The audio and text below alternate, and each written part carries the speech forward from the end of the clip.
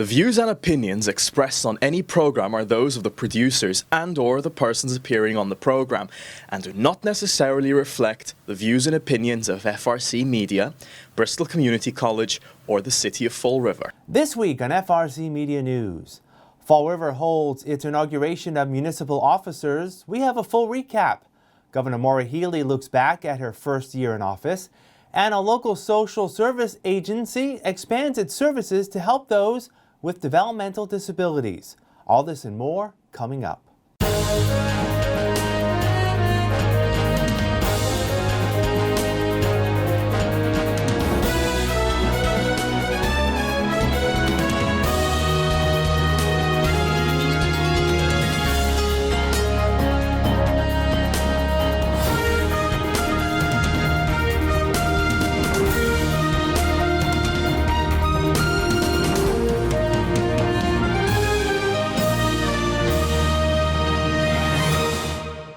Happy New Year! It's Thursday, January 4th, 2024, and this is FRC Media News. I'm Keith Tebow. We start this week with a look at what could be Fall River's first winter storm of the season. Forecasters are looking at a potential storm system impacting the region Saturday night and Sunday. Right now, it's still too early to know how much snow we here in Fall River are expected to receive. Keep an eye on local weather forecast and our FRC Media website and social media channels for any winter updates. Municipal officers of the City of Fall River were officially inaugurated at a ceremony held this week at BMC Durfee High School. Mayor Paul Coogan was sworn in to a third term of office. During his inaugural address, the mayor acknowledged that one of the favorite parts of being mayor is working with and speaking to the residents of Fall River. The residents of this city are special. Fall River's history is a rich one, and its success has come to us because of the strength of our people. Fall River's heritage is built on the determination of generations past, people who were born or immigrated here to enrich the community into a diverse city. They have lived here, they've invested here, they've started families here, and they've worked hard to support their loved ones here. And they are the reason all of us on this stage work hard every single day. Fall River has always been a great city, but its potential is to be even better, and that is what drives us forward. Our residents deserve nothing less than our full effort in this pursuit. The mayor spent much of his address looking back on the successes of what he calls his, quote, stable, selfless, and around-the-clock leadership. Among them was his commitment to improving streets, parks, and underground infrastructure. We have made notable improvements to our infrastructure. Parks, roads, water lines are being repaired at a rate the city has not seen in a very long time. We opened one of the area's first pickleball courts and a new outdoor gym at Britland. Major roadways like Stafford Road, President Avenue, New Boston Road, Kennedy Street, to name a few, have all been repaved after being long neglected. We have several exciting park projects in the works, and we are making efforts to improve our water system and remove our old lead pipe lines, courtesy of a $10 million grant we received from the EPA. Public art, like the murals seen on buildings, has become a new tool to unify our residents and demonstrate our growth to all who travel around Fall River. We will continue to make sure that the people of Fall River see the visual reflections that will strengthen the core of our city. The mayor also used his remarks to tout the city's work on improving public safety. Public safety has been and will continue to be a priority of mine.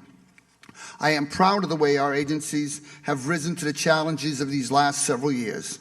They have jumped to support us in times of needs, whether during COVID vaccine clinics or in a constant effort to support those struggling with homelessness or substance abuse. We have welcomed several new academies of men and women to both our police and fire departments, and will continue to be innovative in how we address issues of crime in our community. Significant upgrades in public safety, like our body cameras program for our police, fire trucks, and new equipment for fire, police, and EMS. No resident of Fall River deserves to feel unsafe in their own neighborhood.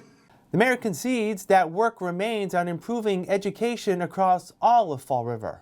Since becoming mayor, the world of education has been turned on its head. As we still grapple with the social and emotional impacts of the pandemic, we will continue to support our educators, invest in student services, and strengthen our curriculum. The rapid expansion of our pre-K program, along with extensive renovations to Talbot Middle School and the Watson and Tansy Elementary School, highlight our commitment to improving the learning environment for all of our students. Children are the future of this city, and they deserve nothing more that we can give them than our full dedication. Economic development and improving the city's housing stock was also a focus for the mayor. We have experienced the influx of investment in so many properties and in our workforce. Individuals from near and far recognize that Fall River is on the rise. Drive around Fall River, the change is visible. Long abandoned buildings, including some of our most daunting projects, like these old granite mills, are being transformed into upscale apartments and condominiums.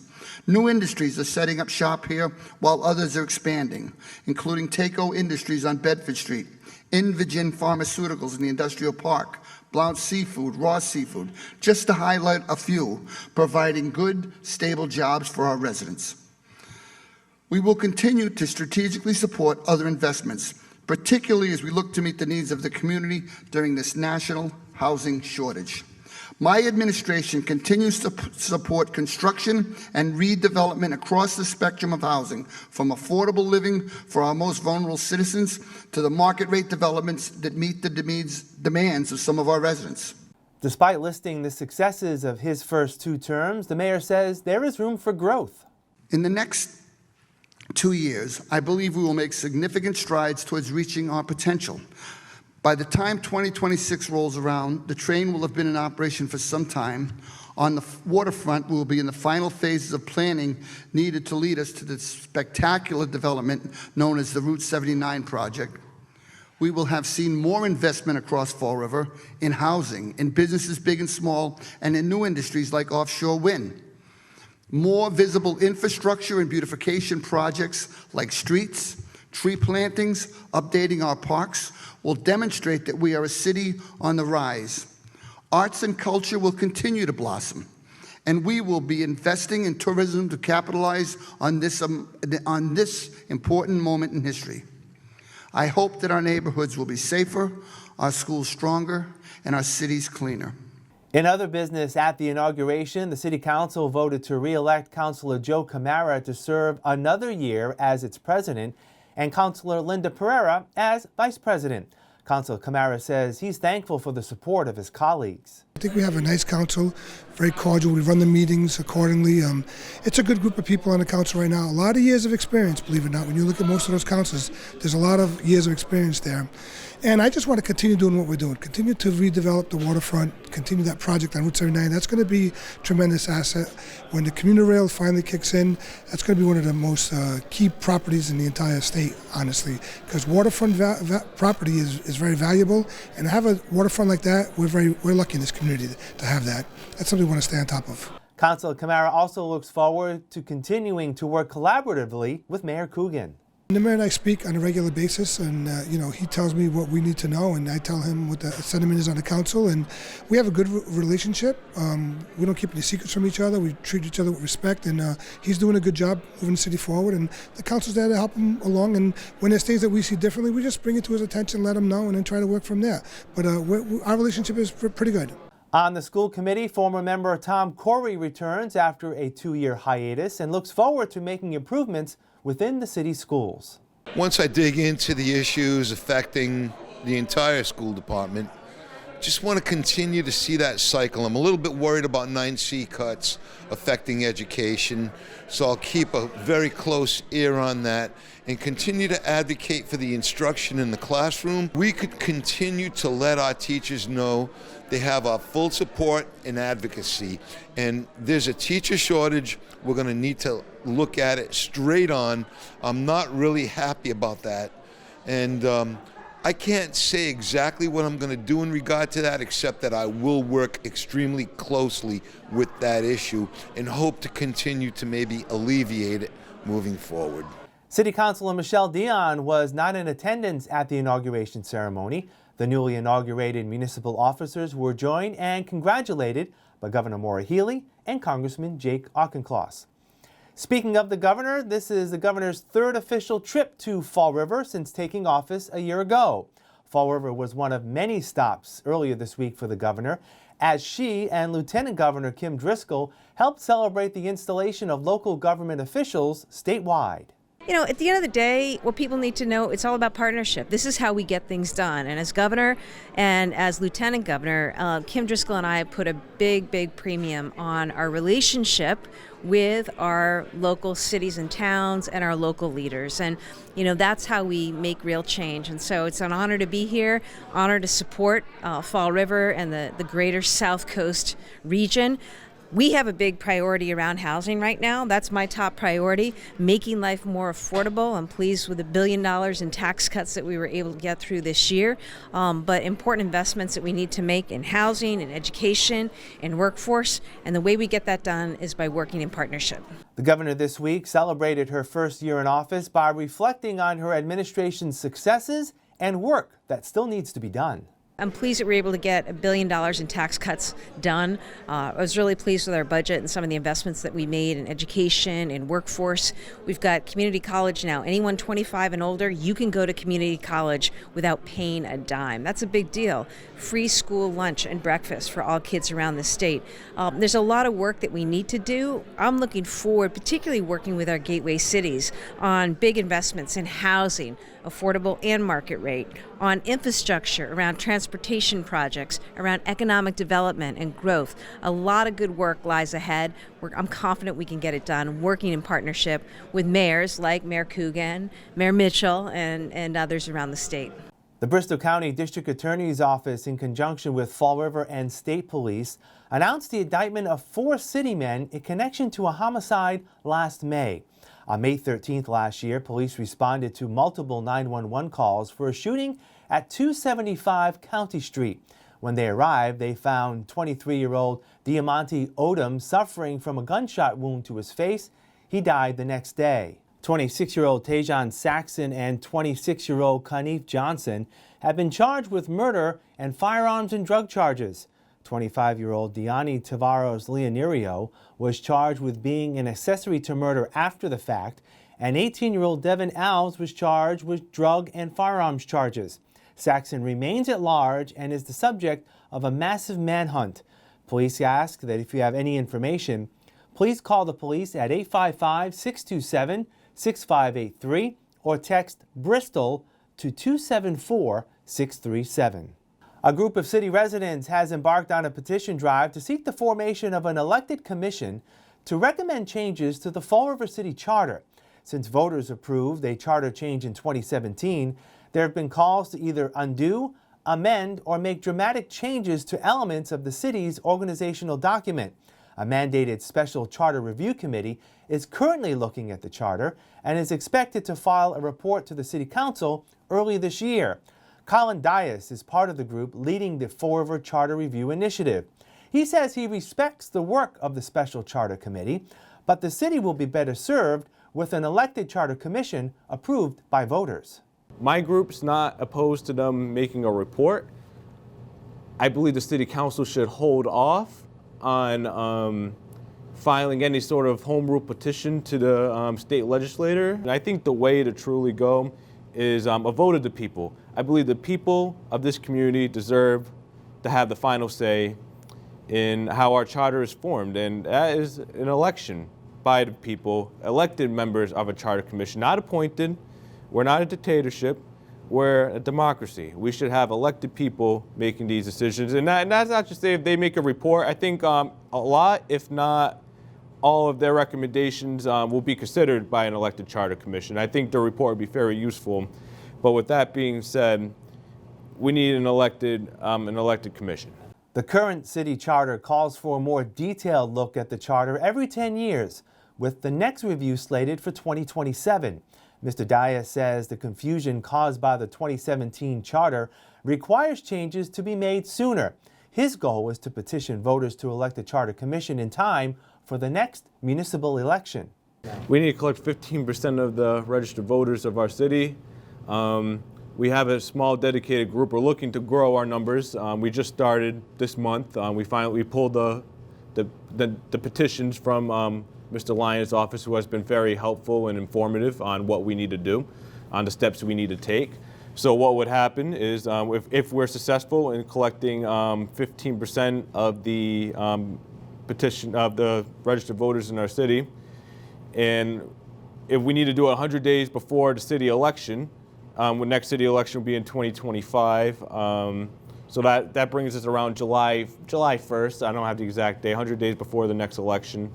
July 1st of 2025, if we have the 15%, it's going to be similar to the recall. You're going to have two ballot questions. You're going to have a ballot, shall we approve the creation of a charter commission? Then you're going to have the candidates who are going to run. And those candidates are going to have final say, or going to have, not final say, they're going to have majority say on how this charter commission, our new charter, if the voters approve it, will be formed. Over 8,300 registered voters would need to sign the petition for the initiative to be put to voters. Even though the commission would recommend how the charter should be amended, Mr. Dias and his group have ideas on where they would like to see some changes. We want common sense term limits. We shouldn't have people in office since before I was born serving, just my opinion, but we'll get into that in a second. Again, we have the term limits. We want to increase voter turnout. Our idea of doing that is turning the city elections from odd number of years to even number of years that coincide with state election. Not only do we believe that would increase voter turnout, it'll give the city a break from going to the polls year after year after year. That creates voter fatigue. And the third thing we want to do is create some sort of barrier, some checks and balances, so the city can't just increase water rates, sewer rates, property taxes year after year after year. The Fall River Charter Review Initiative will begin collecting signatures beginning this Saturday from 4 p.m. to 6 p.m. at the South Coast Marketplace. We'll have more FRC Media News right after this. Here's some job descriptions on the latest hot jobs list from the Mass Hire Fall River Career Center. Quality Control Manager. EY Technologies, located at 939 Current Road, seeks a full-time quality control manager responsible for the operational standards and procedures of the company. Job number 202-07004. Recovery Coach, Child and Family Services Incorporated, located at 160 Osborne Street, is seeking a full-time recovery coach to promote a recovery-based approach to client care for individuals with a substance abuse disorder. Job number 202-06223. Office Manager. Jag Painting Contractors Incorporated, located at 421 Current Road, is looking for a full-time office manager to organize and coordinate administration duties and office procedures. Job number 202-09612. Lead Teacher. Family Service Association, located at 101 Rock Street, is looking for a full-time lead teacher. For more information, call 508-677-3822. Blount Fine Foods, located at 630 Current Road, has an immediate need for the following full and part-time positions. Blending Operator. Job number 202-07977. Data Entry Clerk. Job number 202-05330. For more information about these or other positions, visit Mass Hire JobQuest at jobquest.dcs.eol.mass.gov or call the Mass Hire Fall River Career Center at 508-730-5000. Welcome back. Community Connections in Fall River is expanding its services through a program that will assist adults with developmental disabilities, quote, on a pathway to employment, use of community resources, volunteerism, and building healthy relationships. The community-based supports program is meant to support individuals in meeting their life goals and dreams. This is more out in the community, right? So a lot of our day programs are held within buildings. This is trying to get them out in the community and really more involved in the community. Trying to help individuals if they would like to get a job in the field, do some training with job supports, their passions in life, if they want to be more socially involved in the community, make some meaningful friendships, community safety skills. It's extremely person-centered program, so it's really about the individual. They're going to run the show and do their own schedule, tell us what they want to do in life, and hopefully we can help them fulfill that. The Community-Based Day Supports Program began last month and currently serves only a handful of individuals. Prospective clients are usually referred to the program by the Massachusetts Department of Developmental Services. Mark Campbell of Fall River is one of those individuals. He says he's taken part in several activities and hopes to one day get a job. Go like some field trips. We went to Bass Pro Shop. We went to Donner's Furniture because we went to the Pole Expressway, and we went to the water to work out. I love this stuff. Yeah, it looks good. I need to pay my bills. That's right. I need to buy a house for me and my mom. When it comes to finding a job, Community Connections works to help individuals navigate the hiring process. We reach out to the employer like anybody else would reach out to the employee. We set up the resume part for them. We do the interviewing with them if they'd like us to. If not, they do it on their own. And it's really up to them to go through the whole interview process, and hopefully that person looks at them as they would look at anybody else. So Stop and Shop, I know we have a few individuals that work there. Market Basket, we have a few individuals that work there. And they've been long-term employees, long-term. We just had a ceremony a few weeks ago to give some plaques of years of experience. And I think there was one gentleman that got a plaque for 20 years working in the field. So, I mean, they're very, very dedicated. As the Community-Based Day Supports program expands, it's likely to mimic other Community Connections programs in having a long-lasting impact on both the clients and members of the organization. Typically, if they're completely independent on their job, then our services would end. But what tends to happen is we are extremely involved with these consumers, and we tend to have a very, very close relationship with them. So we always pop back in and call them and hear from them. And same with them. There's been plenty of consumers that have stopped attending our program because they've achieved their goals in life, but they constantly stop by and want to check in and say hi to us. And that's probably one of the greatest things, is seeing that they've independently made their life for themselves, but they still have that friendship that they made with us, that they want to come back and see us. For more information on Community Connections Community-Based Day Supports Program, you can call 508-671-9099. We'll wrap up this edition of FRC Media News right after this.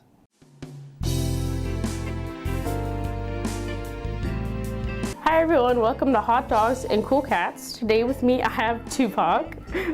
Tupac was a surrender. He is about 13 weeks. We're calling him a spaniel mix. We're calling him, good with cats, dogs, children, just because he is so young. He's gonna need same thing, potty training, leash training, obedience, but definitely little snuggle bugs. Thank you. Super sweet, easygoing kids. Definitely super chill, have gotten along totally fine in the environment of just kind of being thrown into the shelter. If you're interested in coming and visiting Tupac or any of the puppies, definitely feel free to fill out an application on our website at foreverpaws.com. And then definitely come down and visit Tupac, Ashley, Biggie Smalls, any of the puppies at Forever Paws at 300 Linwood Street in Fall River. Today with me I have Asami. Asami came from a little bit of a complicated situation with a handful of other siblings. So they, aren't the most socialized cats, but they are super, super sweet. Asami is about 5 years old. She isn't spayed yet, but she will be before she goes home with someone. She does have a little bit of anxiety. She has, a little bit of plucked belly and legs, so that would be something you have to look out for when you are with her, if you do end up taking Asami home. Definitely a very curious cat, very sweet. Definitely one of the sweetest Tories I've met. If you're interested in meeting Asami, you can go on our website, foreverpaws.com, and fill out an application. So come on down and meet Asami. That's all for this edition of FRC Media News. Please visit our website at frmedia.org for all the latest news and local information. FRC Media News airs Thursdays at 6 p.m. and Fridays at 5:30 p.m. For all of us here at FRC Media News, I'm Keith Tebow. Have a great weekend. We'll see you next Thursday.